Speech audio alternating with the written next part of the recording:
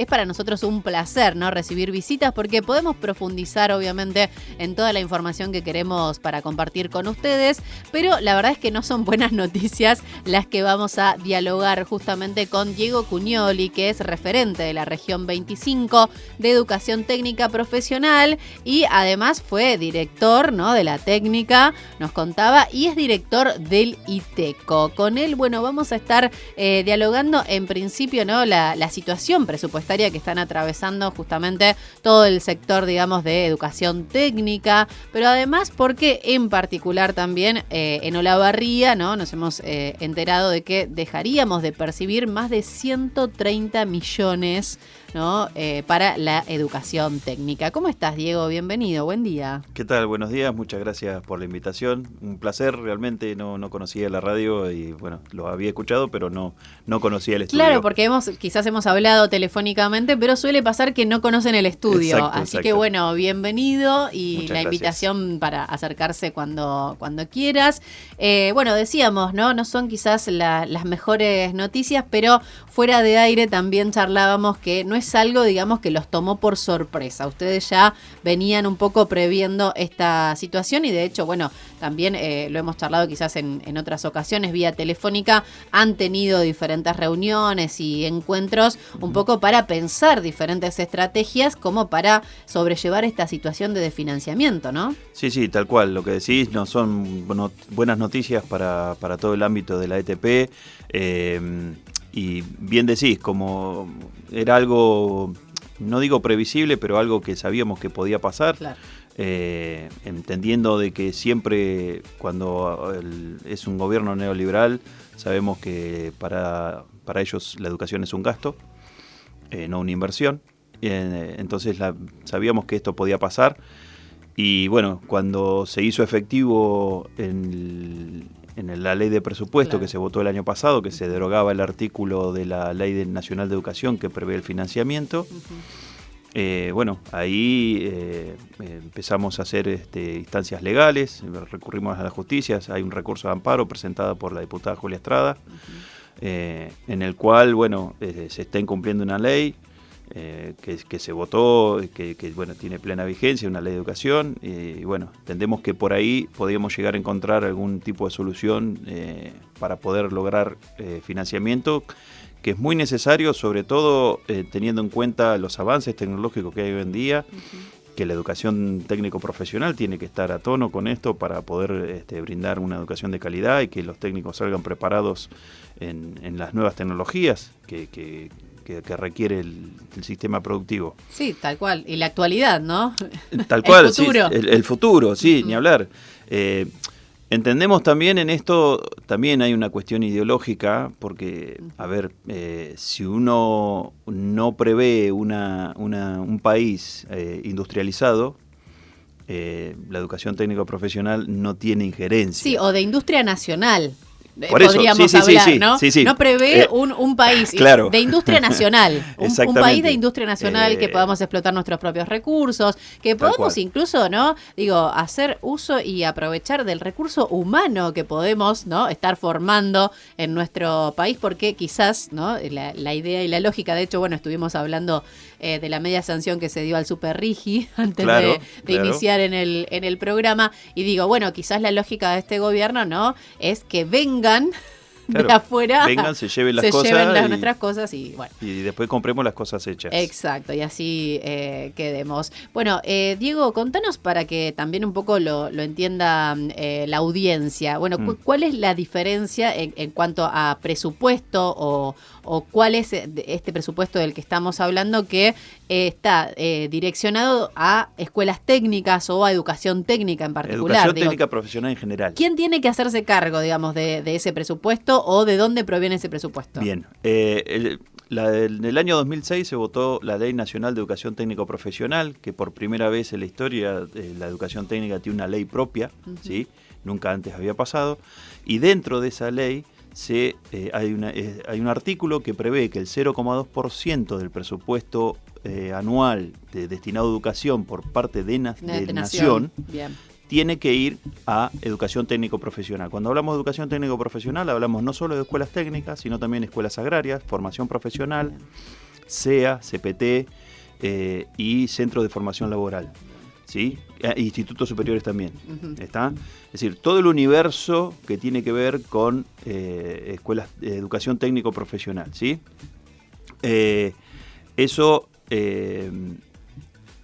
Nación, cuando prevé que el 6% del PBI iba destinado a educación, bueno, dentro de ese 6% es lo que entra, que tiene que ir para la educación técnico-profesional.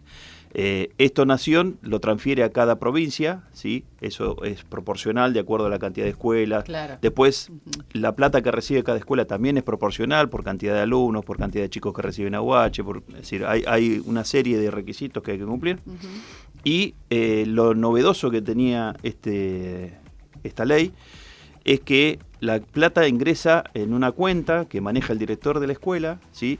Y el director de la escuela es el que decide qué cosas se van a comprar y las compra en su localidad. Es decir, que ese circuito económico también beneficia a la ciudad. Es decir, no solo beneficia a la escuela, sino que también beneficia a la ciudad. ¿Sí?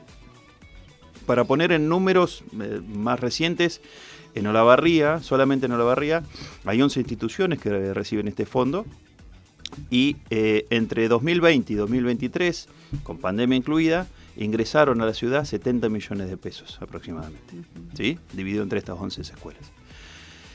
Entre 2023 y 2025 eso bajó mucho más de la mitad, nos llegamos a 30 millones y actualmente estamos en cero. ¿En cero? En cero. Es decir, no entró ningún tipo de aporte. Con lo cual, el Estado Nacional le está debiendo a Olavarría, solamente a Olavarría, un poco más de 130 millones de pesos, ¿sí? A estas 11 instituciones de Olavarría. Y esto no es que el Estado Nacional tiene que pasar si quiere, está dentro de la ley que lo tiene que transferir. Lo tiene que cumplir. Lo tiene que cumplir, ¿sí? Con lo cual, bueno, está incumpliendo esa ley, más allá de que pusieron ese artículo en el presupuesto que derogaba este artículo, ¿sí? Pero bueno, estamos recurriendo a la justicia a ver si podemos encontrar porque obviamente esto impacta directamente en los estudiantes. Totalmente. ¿Sí? Hoy los estudiantes necesitan insumos para las prácticas, herramientas y, como decía anteriormente, tener tecnología actualizada, ¿sí? De lo que van a encontrar cuando salen al mundo laboral. Totalmente. ¿Y los sueldos docentes? No. Sueldos docentes, eso aparte, es provincia. Digamos. Bien, ¿sí? Eso es provincia. Bien, como para aclarar esa situación. Claro, bueno, sí. Y más allá, digamos, Diego, de continuar, ¿no?, con esta instancia desde la legalidad, digo, bueno, ¿cómo hicieron para sobrellevar esta situación de presupuesto cero? Bueno, ahí cada escuela está recurriendo, a través de sus cooperadoras, distintos, viendo empresas que puedan financiar o apadrinar, pero obviamente estamos hablando de montos que una cooperadora chica... No podemos hablar ni siquiera de 1 millón, ¿no? No sé. Por eso. Pero bueno, podría ser la recaudación, claro. Claro, por lo menos para comprar insumos mínimos para las prácticas. Cuando hablamos de insumos mínimos estamos hablando, no estamos hablando de cosas muy extravagantes, estamos hablando de clavos, tornillos, una madera para hacer una práctica, un pedazo de fierro, un electrodo, cuestiones simples. Es decir, no estamos hablando ni siquiera de comprar esa herramienta que, bueno, como las escuelas han ido comprando, todavía no se siente esa falta de herramienta, claro, ¿sí?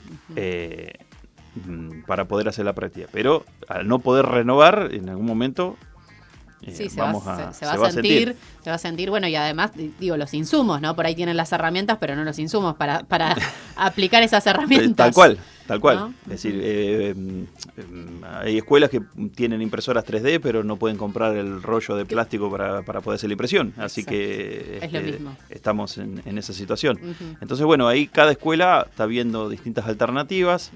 Hay una beta, pero es para la compra de equipamiento, que se llama crédito fiscal, que se hace a través del COPRE, que es de provincia, donde las escuelas presentan un proyecto y una empresa apadrina ese proyecto y compra un equipamiento computadoras o un torno, es decir, un equipamiento grande, y el Estado Nacional le condona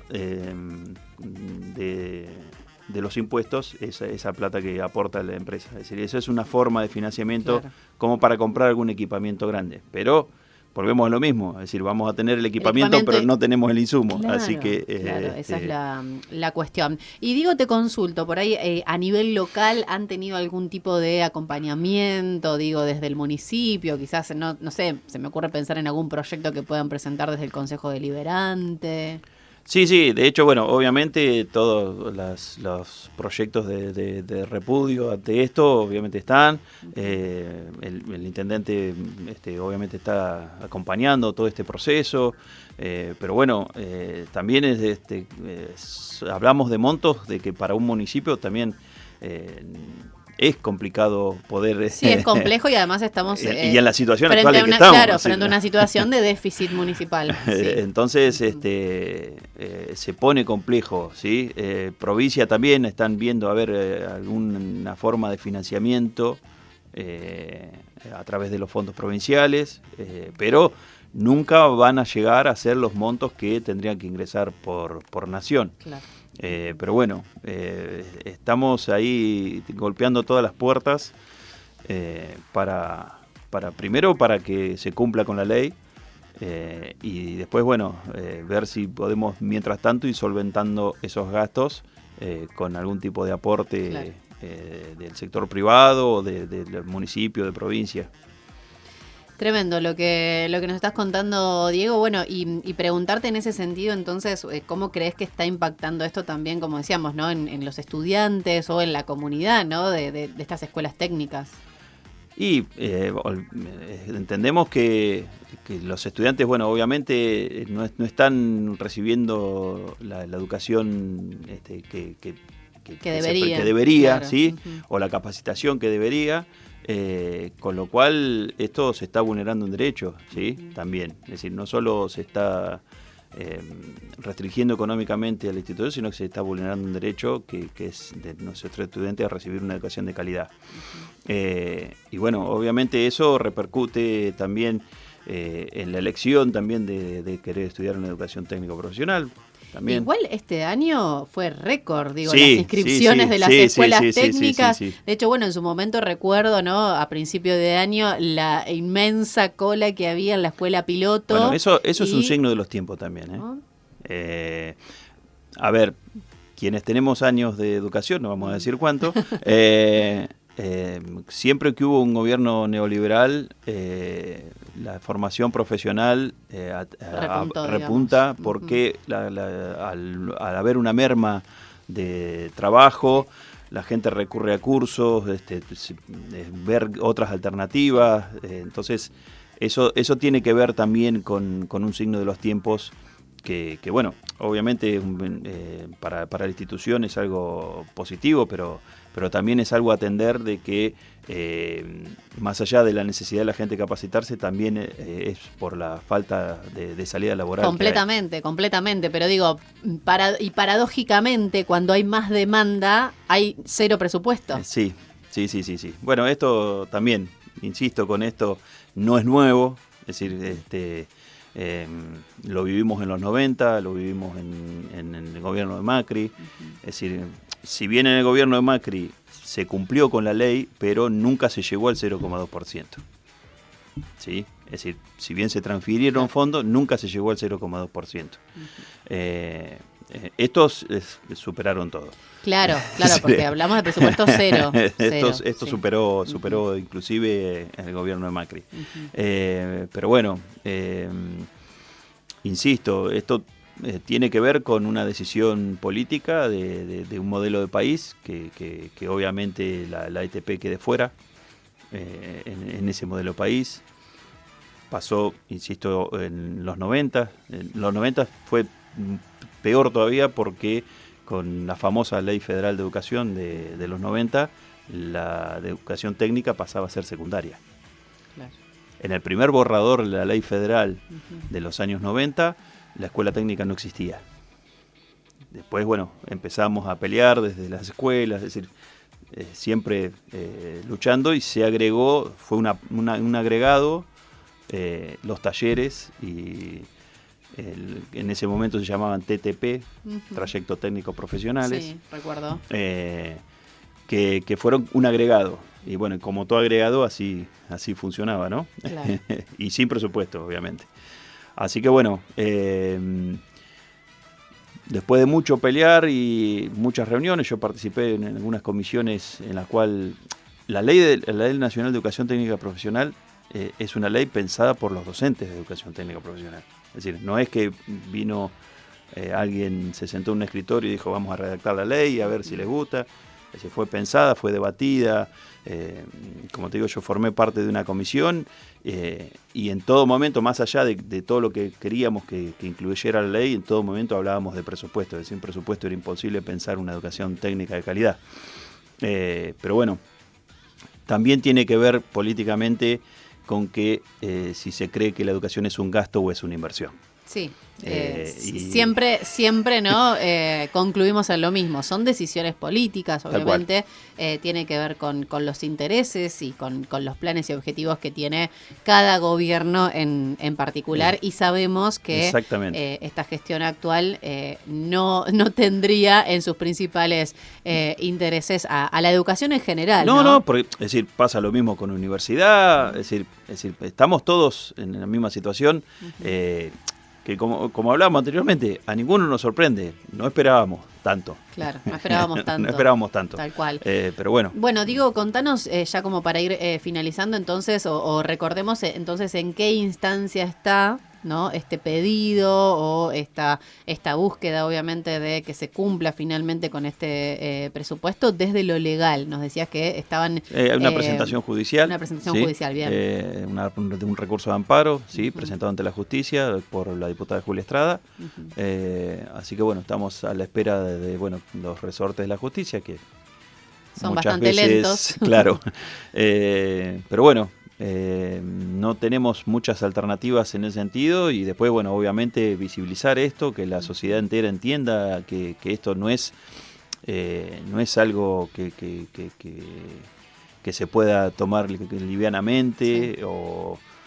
Así como el presupuesto de universidad, insisto, es decir, está todo atado.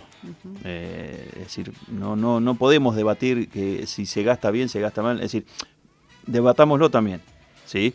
Pero es algo que es necesario, ¿sí? Y en la educación técnico profesional, sin financiamiento, no se puede. No se puede pensar una educación técnica de calidad sin financiamiento, es decir, sin aportes que permitan comprar tecnología, que permitan comprar insumos, que los chicos puedan acceder a nuevas tecnologías que después van a encontrar en el mundo laboral. Totalmente. Diego, ¿considerás, ante esta situación, que corre riesgo, digamos, la educación técnica, por lo menos en Olavarría? Sí, insisto, el riesgo está en que vamos a llegar a un momento, si bien las escuelas todavía tienen un remanente de que han ido comprando herramientas, va a llegar un momento que al no poder reponer nos vamos a quedar sin herramientas y vamos a volver tristemente yo me formé en escuela técnica, ¿sí?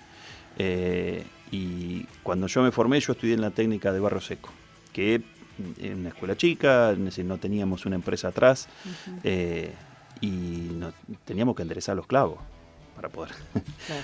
Buscábamos clavos usados y enderezábamos los clavos. Y los profesores traían sus herramientas para que nosotros pudiéramos trabajar.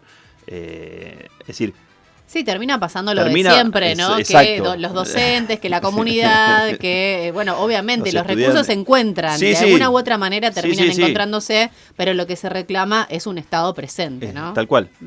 Que es lo que, a ver, desde el 2006 hasta ahora, las escuelas técnicas agrarias de formación profesional, vivimos una realidad que es la ideal. Es decir, ingresaba ese dinero y, como te decía, los directores disponemos, de qué comprar, dónde comprar y al momento. Es decir, no teníamos que esperar una buena voluntad de un empresario que bajaba un equipamiento y que quizás no era justo lo que necesitábamos. Entonces ibas, comprabas y bueno, eso permitió hacer muchísimos proyectos. tal es así, bueno, cuando trabajamos con las dos escuelas técnicas, que armamos el auto eléctrico y que fuimos a competir al desafío ECO, es decir, montones de cosas que productivas, y que los chicos cuando llegaban a las empresas nos decían, che, vemos que hay una educación de calidad, que los chicos conocen, es decir, le mostramos un equipamiento y lo conocen, saben manejarlo.